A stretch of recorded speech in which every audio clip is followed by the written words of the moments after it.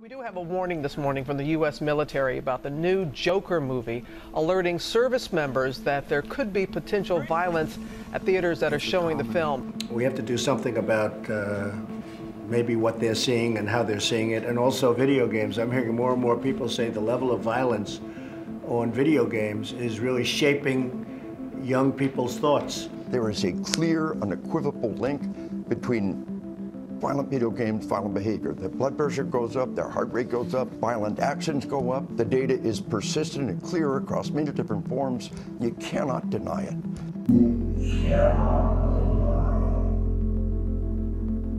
Over the last 20 years, we as a society have binged, played, and lived off of digital media. Today, film, television, and gaming has taken over our daily lives. In some cases, media publication believes that what we watch, listen to, and play has real-world consequences. So do I agree with this? No.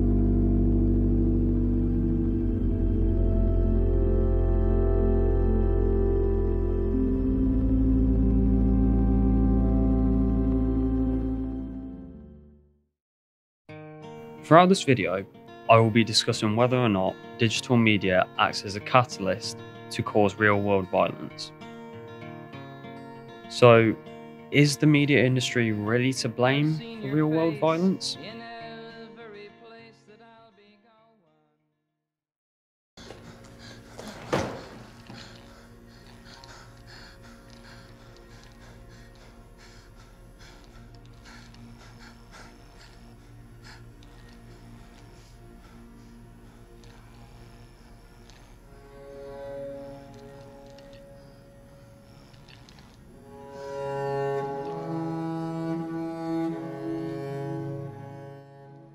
On August 31st, 2019, Joker premiered at the Venice International Film Festival.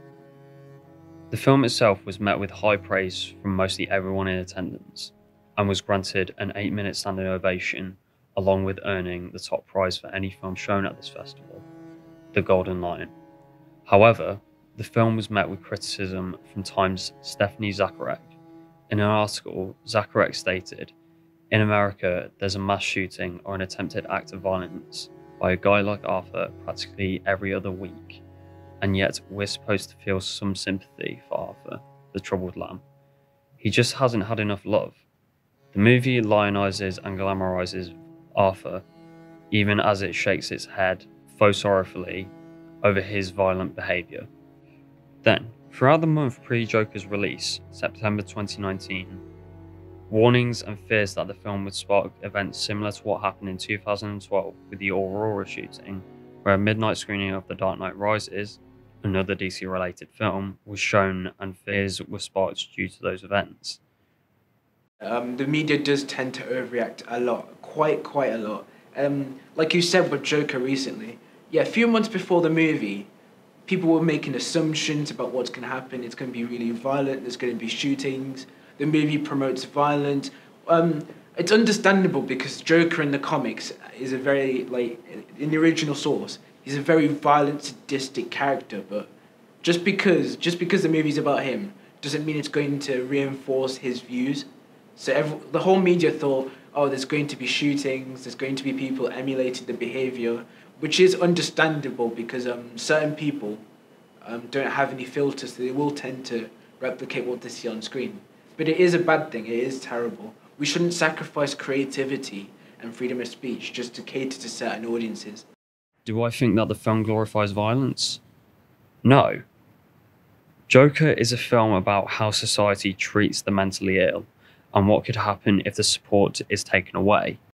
I think that the media do overreact a lot because I don't think it's necessarily the movie's fault that people will go out and copy what they've done.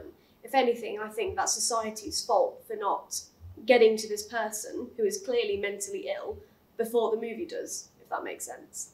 So it's like, this person clearly needs help. I don't think that's a failure in movies and what they're portraying. I think that's a failure in how society views mentally ill people and how we help them, because clearly these people need help. So it's hardly the creator's fault for someone copying a movie.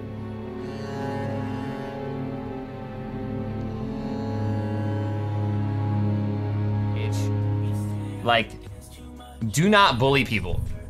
The fuck you say to me, you little shit?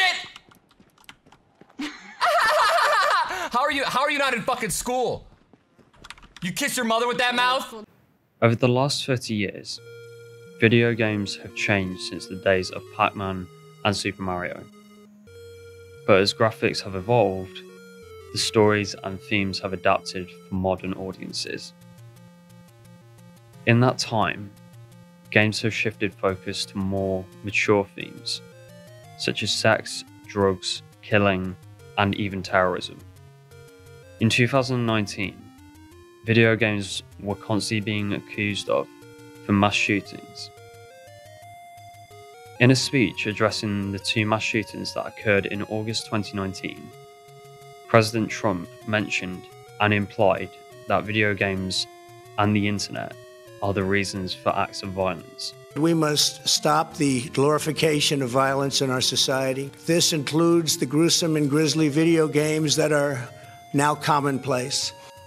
There are already measures in place and have been in place since the late 90s when games like GTA first released. Here in the UK and Europe, we have the Pan-European Game Information, or PEGI for short. Like the BBFC and MPAA, PEGI deal with the age restrictions for video games in Europe. The certificates include 3, 7, 12, 16 and 18. These numbers are used as a guide for parents and guardians to show that this product may not be age appropriate for their child.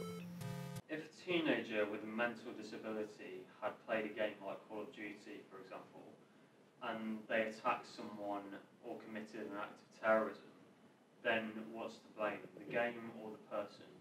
The person, definitely. The game has no fault to it at all. Nothing, no connection. And the reason why I think this is because at the end of the day, everything in the media, video games, TV shows, films, everything has some sort of violence. It's not the creator's fault that people have certain issues that causes them to replicate the violence they see on screen. People act like there was no violence before video games, but there was violent movies, there was R-rated movies, 18+ movies, and yeah, some people did tend to replicate them, but that's at the fault of the person. For example, a lot of us, in fact most of us, we all see a violent movie at some point in our lives, but most of us, we don't go out and replicate the violence we see, because we're taught from a young age, we're taught by society and by schools that it's wrong, we shouldn't do it. And if a person has the nerve to go and replicate the violence they see, then that's up to them.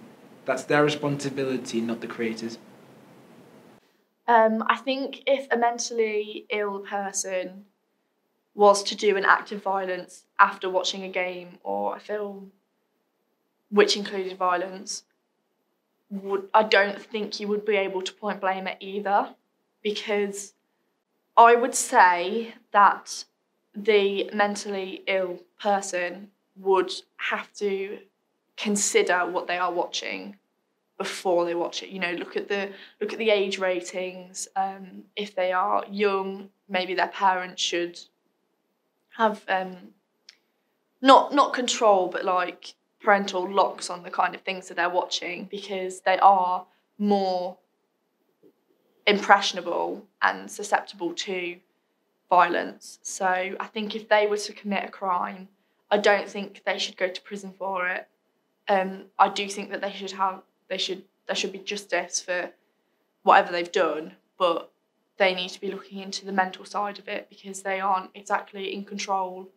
And like I say, they are more susceptible to these kind of things. But I don't think it's the movie's fault, but I wouldn't say it was the child's fault either. I'd say it's a mixture between the two.